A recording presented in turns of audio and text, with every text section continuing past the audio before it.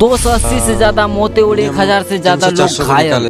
तो मैं जब ट्रेन का बोगी से बाहर आया तब देखा किसी का पैर नहीं है, किसी का हाथ नहीं है। 2 जून को उड़ीसा के बालासोर में हुए ट्रिपल ट्रेन हादसे से पूरे देश को एक बहुत बड़ा सदमा लगा। ये 2004 के बाद होने वाला सबसे डेंजरस ट्रेन एक्सीडेंट था। एंड आई एम शॉक्ड क्योंकि मैं ज्यादातर ट्रेन से ही ट्रेवल करता हूँ। मैं ही नहीं बल्कि 2 करोड़ से ज्यादा भारतीय हर रोज ट्रेन से ट्रेवल करते हैं। भारत में कुल 1,15,000 किलोमीटर लंबे रेलवे ट्रैक हैं और हर दिन 12,000 ट्रेन इन ट्रैकों पर दौड़ते हैं। तो आइए दोस्तों, आज के इस वीडियो में हम समझने की कोशिश करते हैं आखिर इतना भयानक हादसा हुआ कैसे। ये पूरी कहानी 3 ट्रेन की है। पहला कोरोमंडल एक्सप्रेस, दूसरा बेंगलुरु हावड़ा सुपरफास्ट एक्सप्रेस और एक गुड्स ट्रेन। 2 जून 2023 को उड़ीसा के बालासोर में एक हादसा हुआ। यहाँ 2 मेन लाइन है, एक अप लाइन और एक डाउन लाइन। अप लाइन से कोरोमंडल एक्सप्रेस आ रही थी और डाउन लाइन से Bengaluru Howrah superfast express. Coromandel express की स्पीड थी 128 किलोमीटर प्रति घंटा। एक्चुअली दोनों ट्रेन एक दूसरे को आराम से क्रॉस करके निकल सकती थी,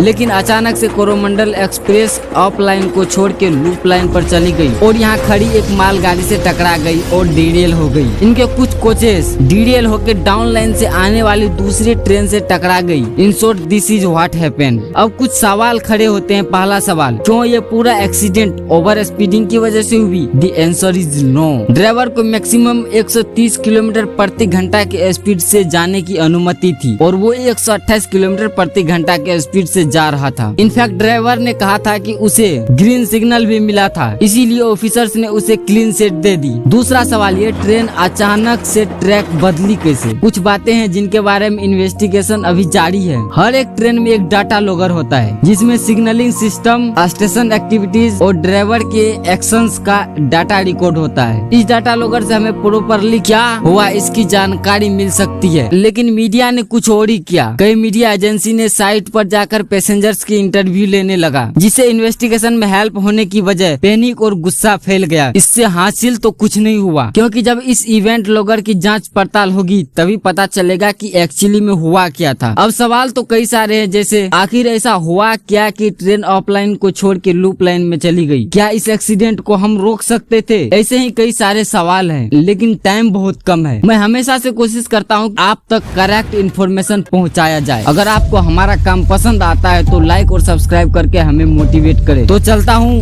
जय।